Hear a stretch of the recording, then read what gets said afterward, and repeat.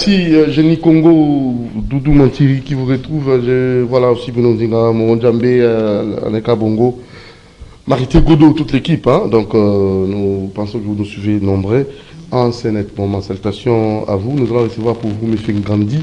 Ngandi avec lui, il va donner des propositions, des idées dans tous les secteurs. Hein, donc, parce que c'est très capital.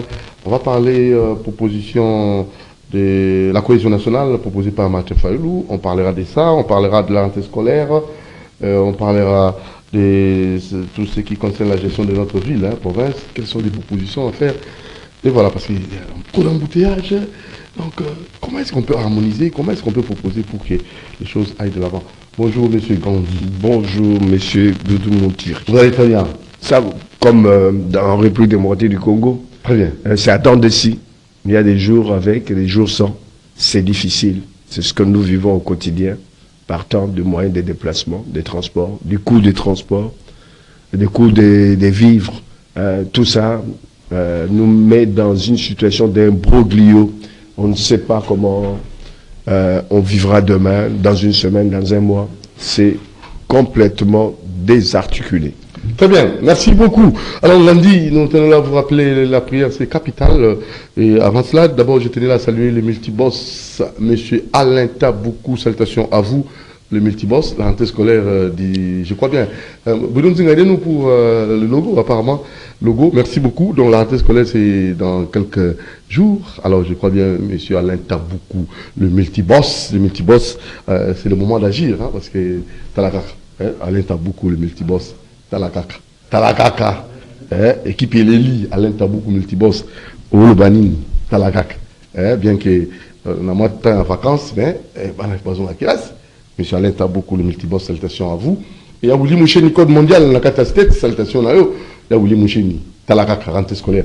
Donc on a pas de belé, toujours comme moyen aux gens à classe, et ils viennent là nous voir. Donc, tout ça, tout ça. Il faut agir. C'est comme ça. Blaise Nseke, la deuxième, salutations à eux. Blaise Nseke, salutations à eux. Vraiment, Blaise Nseke, salutations à vous depuis la deuxième. Un monsieur qui travaille avec beaucoup de sérieux. Coup de chapeau à vous et je crois que vous passerez des moments agréables. Bonne journée, bon jeudi à vous, monsieur Blaise Nseke. En même temps aussi, monsieur Kapessa. Donc, salutations à vous, Narcisse Kapessa, depuis les ISA. Salutations à vous. Alors, je n'oublierai pas aussi, hein, donc, un grand monsieur hein, qui nous suit en ce moment, monsieur Bévénanti Banantiel. Et je crois que lui aussi, c'est un bienfaiteur. Babi rentrée scolaire. Monsieur Bévénanti Banantiel, au Lubinini. Parce que c'est le moment, par exemple, on va mettre tous au soir, quand on avance à compte, quand on fourniture scolaire, quand c'est compliqué. Monsieur Bévénanti Banantiel, monsieur la prière, l'homme qui a mis en place un site, un cadre, monsieur la prière, cité des ossements pour la prière, sans nous en sonnant, sur l'avenue Suisse 42 bis à Lupin. Et vous pouvez contacter Madame Charlotte au 082 24 555 63 082 24 555 63 pour avoir accès, hein, pour accéder à ces beaux cadres. Il y a la restauration, il y a la bibliothèque et les cadres viables et pour la prière sans nuisance sonore. Merci à vous. Suisse 42 bis à Lipen. Hein. Faites ça rapidement et vous allez bénéficier de ces beaux cadres. Merci à vous. Maman Annie Ekembe, l'épouse adorable de M. Bénélanti Balantel, pourquoi pas aussi les enfants Naomi Ansimbana et Keren Ansimbana. Depuis Brazzaville, de Brazzaville, nous saluons son excellence Florent Chiba. Florent Chiba, un bienfaiteur, papa social, papa rentrée scolaire en OP, Yangoyo. Florent Chiba, son excellence Olobi, Nini.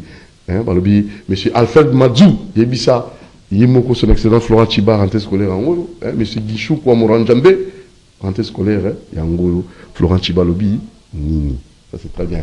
Merci à vous, Trésor Mbemba, les grands changeurs, à Bonabi Chingobila, merci beaucoup, le président de tous les changeurs, et monsieur Kouba, Nakatia Chingobila, salutations aussi à vous. Voilà, c'est ça, c'est bien.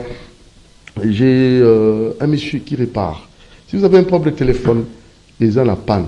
Vous savez, les réparateurs, très souvent, mais j'ai un réparateur, à Bongissi, une tablette, à moi, partout. Dans sa solution T. Mais lui, il est vraiment sérieux. L'ingénieur Dadi Loutete. En tout cas, que Dieu vous bénisse. Parce qu'il y a des ingénieurs, il y a des réparateurs, où il y a pris.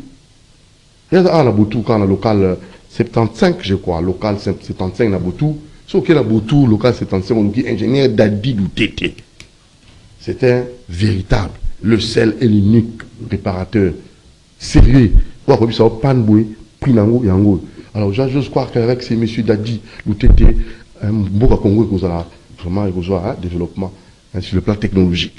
Le seul et l'unique, le véritable, l'ingénieur Dadi Loutété, confirmé par Doudou Montiri, Prince Montiri à Sepeli, Talbet et Sali, une année.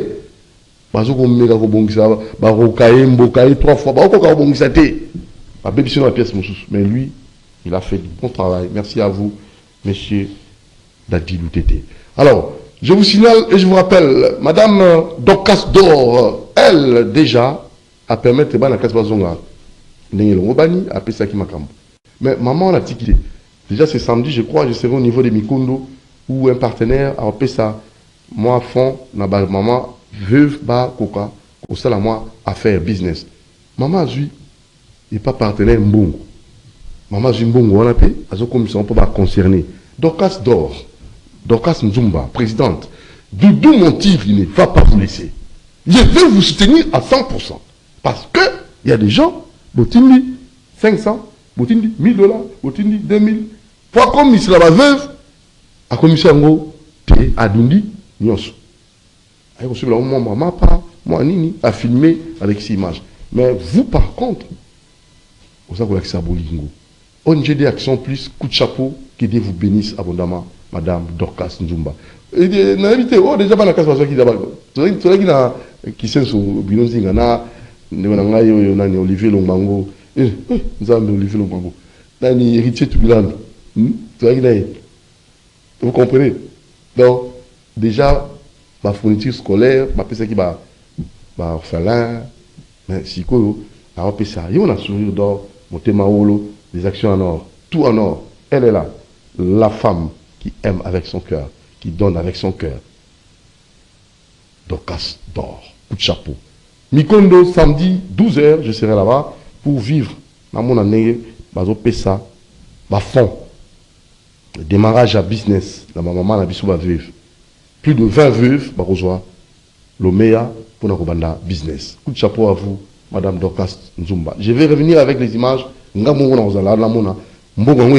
Comité, mais comme Araga. Parce qu'elle est honnête, elle est sérieuse, elle est gentille, elle aime avec son cœur. Je sais pas, monsieur Gandhi, voilà une pareille dame. Elle séjourne au Canada, à Zarapenakin, elle était ici avec nous, elle a fait des actions. Quand un partenaire donne quelque chose, comme c'est l'ango, papa Kolonango. Je ne sais pas, qu'est-ce que vous avez dit à cette C'est salutaire. C'est salutaire à plus d'un, puisque s'il y a la multiplication de ces genres de dames, si nous avons des milliers de Dorcas d'or, si nous avons à côté de ces dames-là des hommes aussi qui mènent les mêmes actions, je ne dis pas qu'ils vont remplacer l'État, mais ils vont soulager un peu l'État, le gouvernement. Ils vont soulager beaucoup de familles et puis faire en sorte que certains de nos jeunes gens ou de jeunes filles qui difficilement rentraient dans les circuits scolaires avaient des difficultés, ils peuvent étudier avec moins de soucis. Vous êtes en France, oui. Je vous signale qu'elle mène des actions bénévoles, des actions sans demander quoi que ce soit. C'est pas en Europe là-bas, quand vous travaillez sans pour autant percevoir quelque chose. Mais elle le fait avec les membres de son association, de son... Non, mais il faut dire que là-bas, voilà. Les gens sont très altruistes, c'est-à-dire ils participent, ils aident beaucoup les gens. C'est-à-dire quand tu as un organisme, une association à but non lucratif, si tu fais bien la campagne au niveau de Paris, région parisienne, même la province, il y a beaucoup de gens qui ont du cœur, qui au lieu de dépenser, et il faut dire que l'État aussi là-bas, c'est un État généreux par moment. Quand tu as dépensé $1000 pour donner dans des associations comme celle de Dorcas d'or, on te réduit taxes, non, on te réduit, non, les impôts. Les impôts, ouais, on te réduit les impôts. Tu peux négocier éventuellement. En principe, elle devrait négocier aussi avec le gouvernement congolais s'il y a des choses à à ramener de l'autre côté. Mais déjà au niveau du Canada, on en a reconditionné qui est une exonération au niveau de la douane pour permettre à ce qu'elles ne dépensent pas de sous, et ces sous-là peuvent servir sur place ici, notamment comme la campagne qu'il y aura pour pouvoir soutenir des femmes maraîchères pour leurs champs et autres. Moi, je dis ça à applaudir. Ça à applaudir. Merci beaucoup, Madame Dorcas Nzumba. Dorcas Nzumba. Merci beaucoup. Je ne vais pas ajouter d'autres noms. Madame Dorcas Nzumba, excusez-moi, Dorcas Dor. Alors, ça n'est fini pour aujourd'hui, pour cette rubrique confirmation, et nous allons très rapidement déjà passer à autre chose là. Donc, parlons Congo, parlons embouteillage, parlons transport. Quel remède, quelle proposition? Au fond, il y a poteau. Puis ça, au diaspora. On peut faire comment? On peut faire quoi? C'est pas une question de poteau. On a un pays qui a un avantage extrême, des avantages extrêmes. Un pays béni de Dieu, comme certains le diraient. Un pays qui pouvait faire beaucoup de choses et aider d'autres États à pouvoir s'en sortir. Le Congo ne manque de rien. Il manque juste une matière au Congo. Nous avons des minéraux, nous avons du pétrole, nous avons des terres arables. Il nous manque simplement ce qu'on appelle, pour moi, une matière première, la matière grise, l'intelligence. C'est ça qui nous fait défaut. C'est cette intelligence qui fait qu'on ne sait pas, on ne peut pas s'organiser. Déjà en 60, nous avons loupé le coche. Nous avons, le vol était raté. On n'a pas pu s'envoler en 60. Puisqu'on devient indépendant, on n'a pas parlé d'État. Alors qu'on quittait un État colonial pour avoir un État que nous appelons un État indépendant, même si encore c'est un peu relatif. Mais on n'a pas su choisir l'option comment on organise l'État, pour quel but et quels moyens. C'est là que nous avons... Comment organise-t-on un État? Pour quel but, pour quel moyen? Oui, c'est très important, essentiel. Oui, qu'on devait déjà mettre sur les tapis en soi, même avant les indépendances. C'est vrai que les indépendances nous ont surpris. On ne savait pas qu'on allait avoir l'indépendance à ce moment-là. Donc les acteurs politiques n'étaient pas préparés pour pouvoir gérer un État moderne. Les Belges ont pu, par des techniques diverses, faire en sorte en disant, donnons-leur l'indépendance en ce moment, puisqu'ils ne sauront que faire avec cette indépendance. Ils ne sauront pas organiser l'État. Nous, on a pris l'État, on n'a même pas eu l'intelligence de se dire, on n'est pas formé, on n'a pas tous les outils. Est-ce qu'on peut demander la technicité extérieure? On n'a pas su le faire. On a pris l'indépendance comme ça. Et les premières années, on a à tenir la route bon an, mal an, par la grâce des Nations Unies, de l'ONU de l'époque, qui avait la tâche de nous ramener des fonctionnaires pour pouvoir gérer l'administration. Puisqu'un État est constitué comme base par l'administration. On n'avait pas d'administration.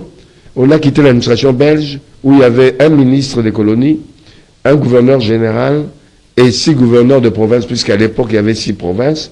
Et au niveau de l'administration, il y avait 10 directions générales. Donc un peu l'équivalent de nos ministères aujourd'hui. Avec des 10 directeurs généraux, ils ont dû façonner ce pays tel que nous l'avons, de nos parents ou grands-parents pour certains, ont trouvé le pays avec des routes agricoles, avec des routes, on pouvait quitter Kinshasa, aller à Kisangani en petite voiture Volkswagen, on pouvait aller en Bandaka, on pouvait aller partout, il y avait des routes. On avait une administration qui était solide qui avait construit des écoles, des centres médicaux ou autres infrastructures. Nous, on arrive, le minimum que l'administration belge nous avait laissé, on a tout dépouillé, on a tout cassé. Pour reconstruire le pays, on a eu du mal. On est parti d'un gouvernement à l'autre, puisque des 10 directions générales, le premier gouvernement congolais a eu une trentaine de ministères avec Lumumba. Avec 100, là où ils avaient bien agi, c'est au niveau de la députation et du Sénat, on avait moins de 150 députés nationaux. À l'époque, il n'y avait pas de députés provinciaux. On avait moins de 100 sénateurs. Le pays a fonctionné bon an, mal an, jusqu'à ce qu'on arrive à la déconfiture d'aujourd'hui, avec 50, 60 ministres, où on demande où se trouvent les résultats. Aucun résultat. Il y a des résultats simplement pour ceux qui sont élus, qui touchent bien entre 21 000 et 30 000 $. Mais quand on globalise le tout, un député coûte à l'État au moins 50 à 60 000 dollars par mois. Les sénateurs, pareil, et ils sont à 500. Mais quand on regarde ce que touchent les policiers, les militaires, les enseignants, les médecins, on n'a que des yeux pour pleurer, ça pose un problème. Mais tu regardes de l'autre côté, le gouvernement se retrouve chaque semaine, le Parlement se retrouve chaque trimestre, mais il n'y a pas de mesures concrètes pour pouvoir aider le pays à aller de l'avant. Quand on prend l'exemple d'un de nos voisins, le Botswana, qui n'a qu'une seule richesse au niveau minéral, au niveau des mines, des matières minérales, ils ont des diamants qu'ils transforment sur place. Vous verrez que dans ce pays-là, qui a gagné de l'argent le fait de transformer son propre diamant, paye un député 1800 dollars. À côté, un enseignant touche 1300 dollars. Il n'y a pas tellement de différence entre un député et un enseignant. Tu ne verras pas les enseignants courir comme ici pendant la période électorale pour devenir député provincial, conseiller municipal ou député national. Puisqu'il touche déjà ses 1300, aller à la députation, il va toucher 1800. Il n'y a pas tellement de différence. Il préfère plutôt son métier, un métier noble, le métier d'enseignant. Ben, ça pose un problème. Ça pose un problème. Moi, j'aimerais que vous puissiez quand même proposer des solutions, des solutions. Parce que moi, j'aimerais d'abord, parce que la première, votre première, en fait, le mot introductif, ouais, c'est celui de savoir comment réformer notre administration. La bonne réforme administrative se fera de quelle façon? De quelle façon? Comme dans une entreprise, je prends un exemple puisque j'ai fonctionné longtemps dans des entreprises para-étatiques. J'ai fonctionné longtemps en tant qu'administrateur de différentes entreprises, etc. L'administration, c'est l'épine dorsale. C'est la base même d'un État. S'il n'y a pas d'administration, il n'y a pas d'État. Comment on peut fonctionner? C'est-à-dire, tout part d'abord des objectifs. Il faut qu'on se dise quels sont nos objectifs pour 5, 10, 15 ans à venir. Quels sont les axes prioritaires pour notre pays dans les 10, 15 ans à venir, compte tenu des moyens que nous avons aujourd'hui. Les axes-là, ça peut correspondre aux 6 axes que le président de la République avait énoncés.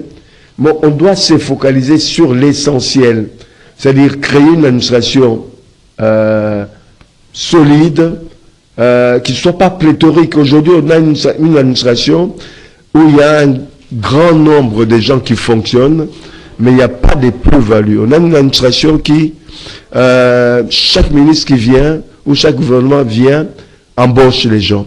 On ne tient par compte les disponibilités que l'État a, que le gouvernement peut avoir comme moyen pour pouvoir faire en sorte que ces fonctionnaires soient mieux rémunérés, mieux organisés. Surtout qu'on est à l'heure du numérique.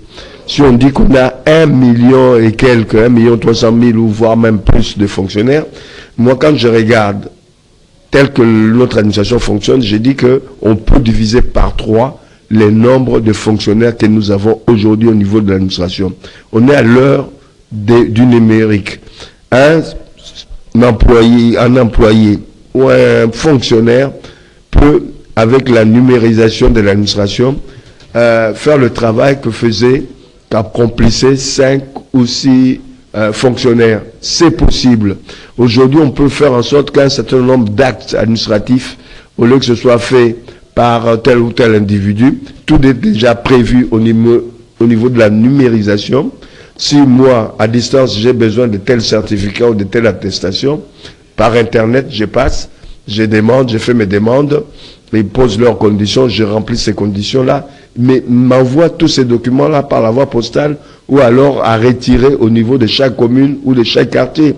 Ça évite non seulement que les gens viennent se bousculer dans les transports pour aller à la Gombe, puisque toute l'administration est concentrée au niveau de la Gombe, ça permettra à ce que les gens gagnent du temps pour faire autre chose. Ça permettra à ce que qu'il n'y ait pas afflux du monde au niveau du transport, au niveau des déplacements, etc. Transport que nous n'avons pas. Une fois qu'on a organisé l'administration, on doit aussi organiser le gouvernement. Au lieu d'avoir un gouvernement pléthorique avec 40, 50, 60 ministres, moi j'ai dit, puisqu'on aura choisi les axes principaux pour pouvoir développer le pays dans les 15, voire même 20, 25 ans à venir, on doit se focaliser sur ces genres de ministères, comme aujourd'hui. Le ministère de l'Agriculture doit être avec la pêche, avec l'élevage. Le ministère de l'Éducation nationale doit être l'éducation nationale depuis l'école primaire jusqu'à l'université, un seul ministre, pas en avoir trois. Mais au niveau de l'économie, faire en sorte que l'industrie et l'agriculture soient accolées avec l'économie nationale, puisque les deux mamelles de l'économie nationale doivent être, mais c'est aussi l'industrie et l'agriculture. On peut dire la même chose pour le reste, l'aménagement du territoire, environnement et autres. On peut rassembler 3 à 5 ministères, donc ça réduit la taille du gouvernement, ça laisse plus de moyens pour pouvoir investir dans le productif, qui est l'agriculture, l'élevage, ça laisse aussi un peu du mou pour pouvoir investir au niveau de l'environnement, au niveau de l'aménagement du territoire, notamment les routes. L'administration restreinte, efficace avec des gens bien formés, même s'ils ont déjà été bien formés au départ au niveau des écoles, des instituts ou autres universités, il faudra chaque année qu'il y ait un rappel des connaissances, c'est-à-dire la formation, une formation obligatoire pour tous les fonctionnaires pour qu'ils gardent toujours le cap. Donc voilà un peu, à minima, ce qu'on pourrait faire à la base pour pouvoir recréer un État, refonder un État qui soit un État solide, passant par l'administration. Très bien, M. Ngandi, parlons maintenant de la cohésion nationale, proposition Martin Fayulu, et je ne sais pas, est-ce que ça va aboutir à quoi cette cohésion, parce que ce sont le même personnage, je ne sais pas, avec des idées innovatrices, ou avec, je ne sais pas moi, qu'en dites-vous? Est-ce que ça va encore nous compliquer l'existence? Ça va encore, en fait, je ne sais pas, selon vous, est-ce ça aura quel impact? Quel effet? Moi, je dis que ce n'est pas nécessaire d'arriver au dialogue. Le dialogue doit être un dialogue permanent. Rien n'empêche aujourd'hui Fayulu ou d'autres personnalités politiques de l'opposition ou de la résistance de demander audience au président de la République et d'échanger avec lui. Rien n'empêche pas non plus au président de la République, c'est pas puisqu'il est président de la République que tout le monde doit venir à lui. Lui aussi peut inviter Fayulu ou d'autres personnalités politiques à venir discuter avec lui sur la situation du pays, sur certains thèmes de la société pour avoir des idées, mais parler de la cohésion nationale et faire en sorte qu'il y ait des conférences, des dialogues, c'est un passe-temps. Aujourd'hui, la cohésion nationale ne peut s'inscrire que dans le sens où l'État, où le gouvernement prend en charge, prend en considération la demande du public, la demande de nos concitoyens. Puisqu'aujourd'hui, on a des problèmes innombrables. La cohésion nationale peut passer par le fait que les gens se retrouvent, quand ils travaillent dans la fonction publique ou dans le privé, ils se retrouvent avec un salaire leur permettant de pouvoir tenir les deux bouts du mois. La cohésion nationale peut être créée aussi par le fait qu'on a des facilités des moyens de transport, les moyens de déplacement. La cohésion nationale, ça peut passer aussi du fait de retrouver sur le marché des produits qui correspondent à nos besoins, à des prix acceptables, qui permettent à toutes les familles, même les familles de base qui n'ont pas beaucoup de salaires, de pouvoir vivre, tenir les deux bouts du mois. La cohésion nationale passe par la prise en charge de la santé du public. La cohésion nationale, ça passe par un élément aussi qui est très important, par la culture. Cette culture-là, je ne veux pas parler simplement de la musique, de l'art ou d'autres éléments proches qui font partie de la culture en général, mais c'est aussi et surtout les valeurs. On doit avoir des valeurs qu'on peut retrouver qui sont des valeurs pour certaines universelles, que nos aïeux, c'est-à-dire nos ancêtres avaient, que nos grands-parents et nos parents avaient. Ces valeurs-là doivent exister dans le temps, dans le bon sens. On les retrouve aussi dans certaines églises ou certaines religions, on les retrouve au niveau du droit. Donc si on se réunit autour de la culture, de certaines valeurs, il y aura une certaine cohérence une certaine cohésion nationale, mais le fait aussi d'accepter l'autre, de s'accepter, d'accepter, de s'impliquer dans le cheminement du développement de notre pays. Voilà comment on peut arriver à créer une cohésion nationale, sortir des lornières. Nos politiques du pays nous ont habitués à avoir des dialogues, des rencontres qui aboutissent par le partage du pouvoir. Mais entre-temps, quand ils sont au pouvoir tous, on ne voit pas l'équilibre dans la société, dans le sens de favoriser, de pousser le peuple à vivre dans la cohésion. Donc, ils regardent simplement leur entourage, la famille, les amis, leur parti politique et les citoyens qui sont là à les soutenir au quotidien, aller aux élections pour choisir certains d'entre eux pour devenir députés, devenir bourgmestre, gouverneur, etc. Ils oublient ces gens-là. Donc, ce qui crée un déséquilibre, ce qui rend la cohésion nationale difficile.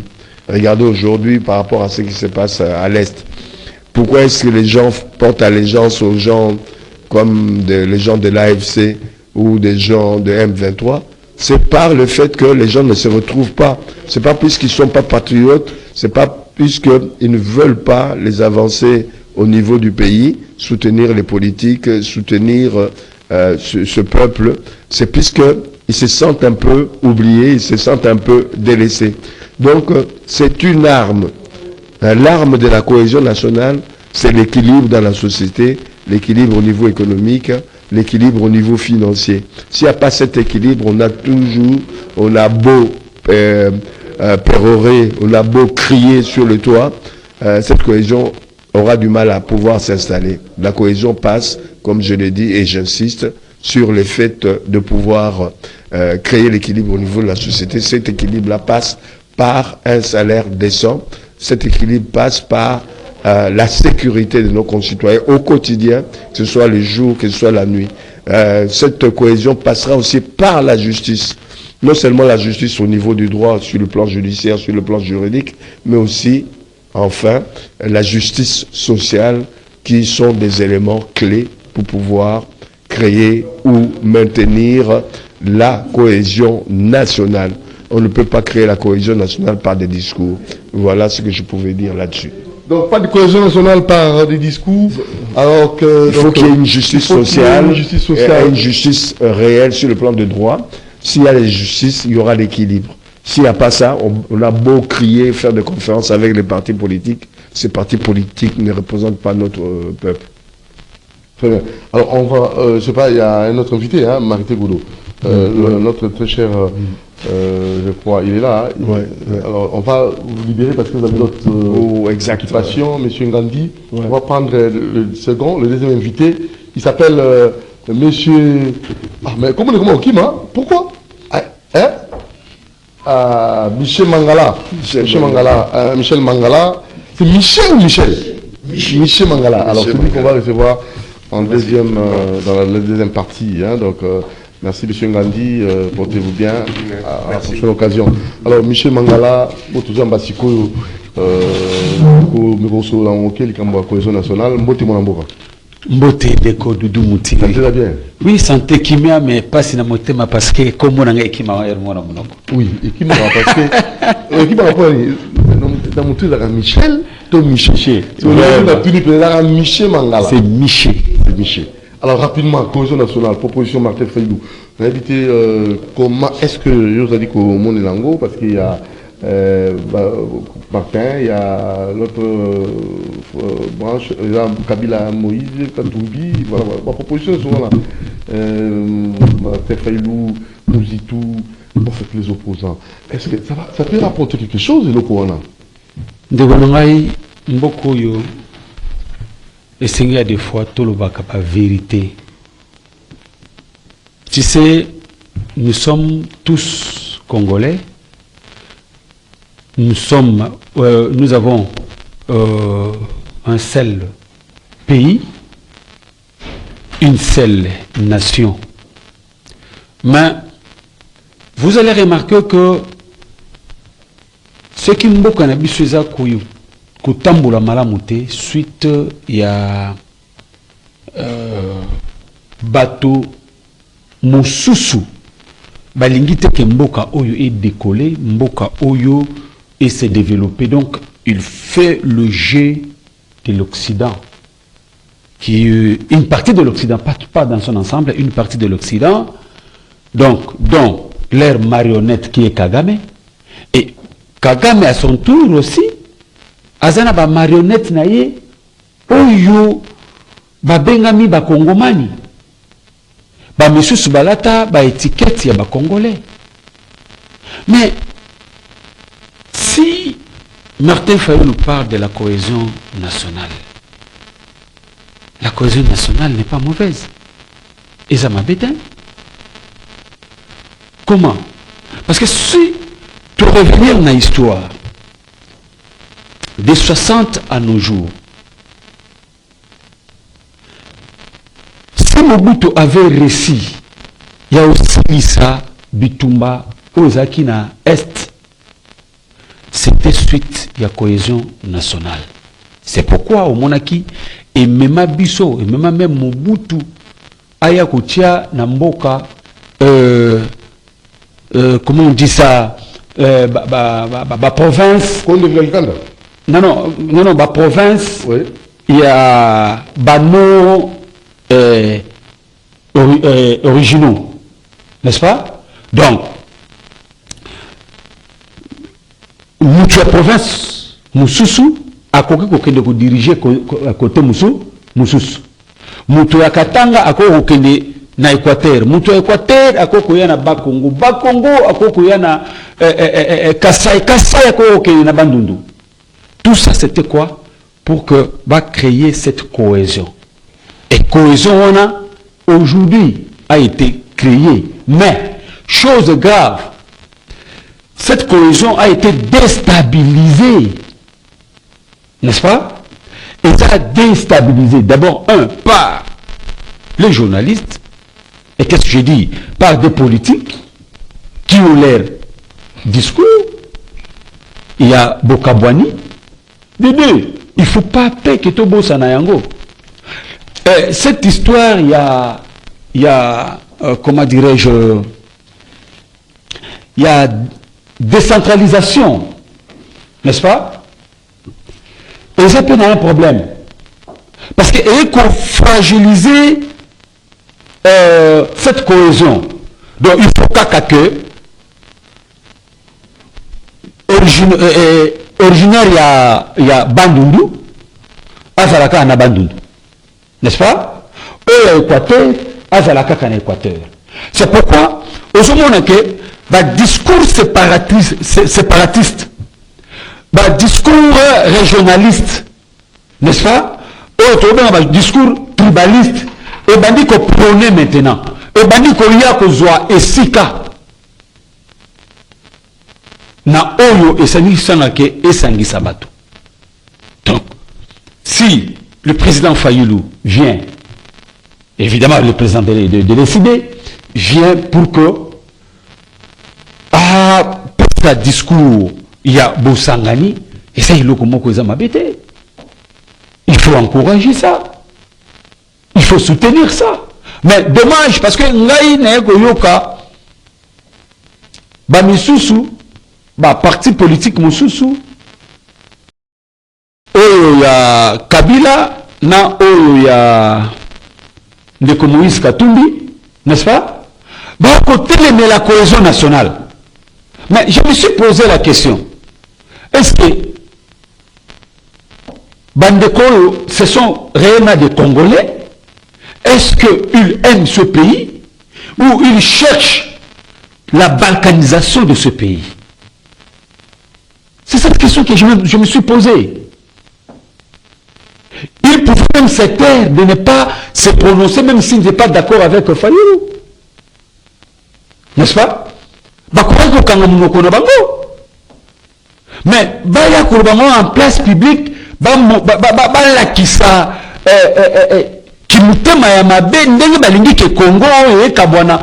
tout cas là, ça ne tient pas.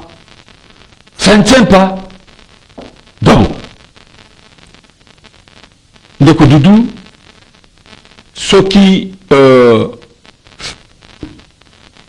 président Martin Fayoulou, le président de l'ECD, aille pour que à même discours, il y a Bomoko, il y a Bosangani, il y a cette cohésion nationale. En tout cas, c'est quelque chose à encourager. Quelque chose à encourager. Si Mobutu a réussi, parce que Congo est qui Liboke Moko, Lisanga Moko. Mais le lot aux hommes que Congo est banni comme on a la tendance. Donc, et qui dit même la population, chacun peut faire n'importe quoi. Donc, il n'est pas inquiété. Donc, Moutou à la Moukilelo, à Tirouanaye, il est à l'aise. Pas même la bala. Comment le chauffeur se comporte. Donc, Moutou il est libre, il n'est pas même inquiété. Ok, vous comprenez? Solution, il nous reste 5 minutes. Pour moi, la solution, je pense que le fils et le fille de ce pays devront se mettre ensemble. N'est-ce pas? Regarder l'avenir de notre pays, tracer un chemin pour le développement, Yambo Canabiso, afin que tous les gains Congo meilleurs. Et voir mettre de réalité, comment dirais-je, parler de réalité en face, n'est-ce pas? Pour changer. Parce que moi, j'ai toujours l'habitude de dire que, Nakata la choc idée, j'ai la lumière. Vous voyez? Alors, ce qui, l'obani ba vérité, n'est-ce pas? Et que tu suis ligné moko pour l'intérêt de notre nation, que nous tous nous devons se conformer, c'est quelque chose de bien. Ce n'est pas mauvais. N'est-ce pas? Parce que le but collègue Congo n'est pas congolais et pas la progéniture Nabiso. Le monde avait déjà créé ce que nous sommes en train de subir aujourd'hui, ce que nous sommes en train de voir aujourd'hui. Vers les années 60, le monde avait déjà dit ça. Mais le problème est que nous, qui dirigeons aujourd'hui, nous qui sommes là aujourd'hui, nous négligeons les choses. Nous n'avons pas tenu compte. Il y a la réalité, parce que Bango, à cette époque, Bazaki n'a pouvoir. Ce qui se passe. Et nous, qui étaient encore Bana, nous avons entendu ce qu'ils ont dit. On devait prendre toutes nos précautions pour que te sauver Mboka Nabiso. Et aujourd'hui, nous avons échoué sur tout le plan. Congo, et comme Mboka Moko, nous tenions sa coquille que ça n'importe quoi, qu'on loba n'importe quoi sur la République démocratique du Congo.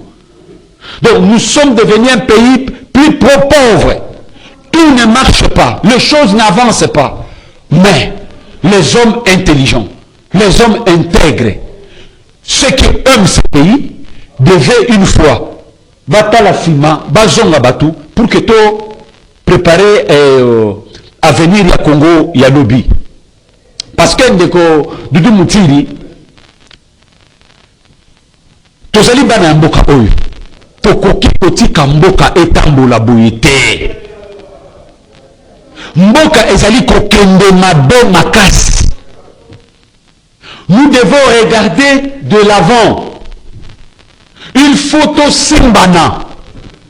Mais badongolo miso bakolinga ignote.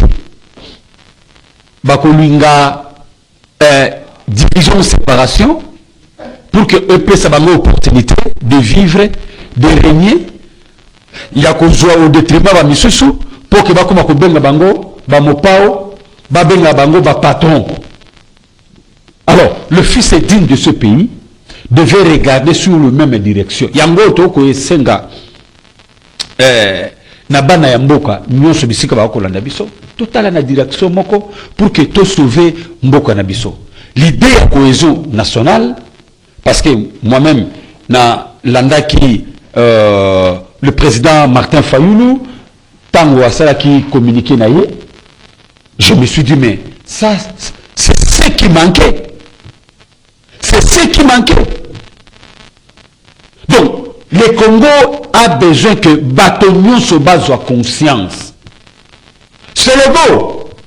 Alors, maintenant, ça demande à ceux qui sont au pouvoir aujourd'hui de capitaliser cette opportunité et de voir l'avenir. Parce que si Tozaka Kanaba sentiment partisan, donc nous-mêmes, nous contribuons pour l'échec à Bokanabiso. Merci beaucoup. Donc, tu vois, et Loko est vraiment important. Un Congolais sérieux, un Congolais de pères et de mères, à quoi il y a cohésion nationale, à quoi il y a unité, à quoi il y a Kibosangani à Bana ya Congo pour que tout Bongisambo Kanabiso, à quoi il y a Angote. Et moi je dis, à ce temps-là, et Loko Oyo, ce que j'ai pas le président Martin Fayulu, peut-être Mboka Oyo, mais tenez le bilan open ending à Moussous. Mais comme maintenant, conscience, il y a des Congolais, sali, conscience, sali, que nous devons créer cohésion nationale, il faut que ceux qui sont aussi au pouvoir comprennent et capitalisent pour que tu crées cette cohésion nationale. Merci pour l'intérêt en Mboka Nabiso. Merci beaucoup, Michel Mangala. À la prochaine occasion. Merci de Dodo Moutiri. Très bien, merci beaucoup. Salutations à vous. Hein. Merci Bruno Nzinga. Merci à toute l'équipe. Et aidez-nous, Martin Godot. C'est comme s'il est en train. Voilà, donc merci beaucoup Bruno Nzinga. Merci à tous ceux qui nous ont suivis. Georges Dibengue, merci la mixage, hein, parce que nous accueillons là. Merci à la grande dame Alice Abadésir. Alice Abadésir, une femme avec plein de charisme. Donc la charismatique, salutations à vous Madame Alicia Badésir, salutations aussi à Madame Divine Kembo, l'Afrique qui gagne, salutations à Madame Dorcas Dodo, salutations à vous, et j'ose croire que vous nous avez suivis avec beaucoup d'intérêt. Donc nous allons vous retrouver très prochainement avec notre invité. Et il y a aussi, j'avais oublié, hein, Abigail Kenge. Abigail Kenge, vous avez fêté votre anniversaire. Et tu fais qui peut-être, ou Zara qui peut inviter Abigail Kenge. Ça c'est grave, hein. Donc salutations aussi à vous. Nakatia retrouvailles des anciens, des Monga Fula. Salutations aussi à vous. Alors nous vous disons merci pour votre fidèle attention, hein, et surtout à Madame Jemima Lafaya. Donc Jemima, vous savez, c'est une grande dame. Hein. Nakati, il y a Annie PTC, donc merci beaucoup à vous, Madame Jemima Yafaya, pour la onde chose ça là, Sangzokoma, Yafaya. Donc salutations à vous, ça c'est très bien. Alors portez-vous bien, Doudou vous aime beaucoup. À la prochaine occasion, Jemima Yafaya. Topé sur Mbotato, et pas ici comme Mukanga. Salutations à vous. Ciao, portez-vous bien.